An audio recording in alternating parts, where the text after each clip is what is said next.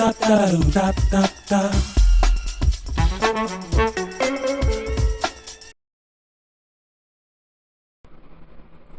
to my channel Crafting Matt. From my earlier video uploads you may know that I've owned a Snapmaker 2.0.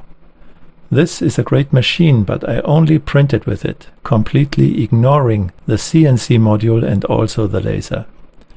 To be frank, I didn't even test it, which was not the initial intention, of course. So I reconsidered my purchase, sold the Snapmaker and looked for a dedicated 3D printer.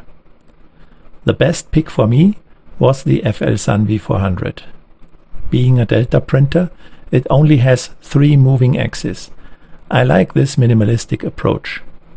The speed of the printer and the fact that it is running Clipper natively got me completely sold. But this is not a review of the V400. This is just a quick unboxing video to show you what to expect when ordering a V400 and maybe a little peek on how it performs. To start off with the unboxing, this is how the V400 is stored inside the cardboard box. There is no more paper shipped with it, as you may have seen in earlier unboxing videos. The packaging is now sturdy foam. The hardware will be shipped without the risk of any damage. There are 2 foam storages in total. The top one contains the 3 main profiles which come with the motors, belts, rollers and bearings already pre-assembled. There is also additional stuff on the top layer like tools and accessories, and also the carbon rods to connect the effector to the motors. The bottom layer keeps the bottom and top unit of the printer safe. You will also find the screen and the effector with the according harness here. I have removed the whole content of the 2 foam layers and placed it on my desk for a quick overview. You see the tools, the effector and the screen here.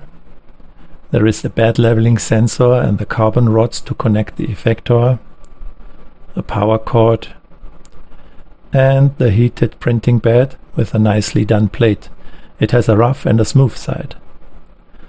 There is a really cute filament spool to start off with and the 3 axes.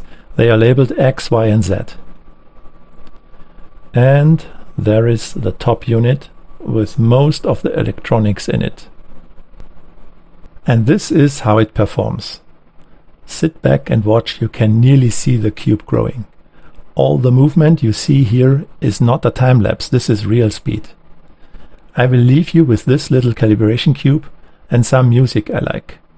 And as always, if you like this video, give me a like and maybe we see in another video. Bye bye.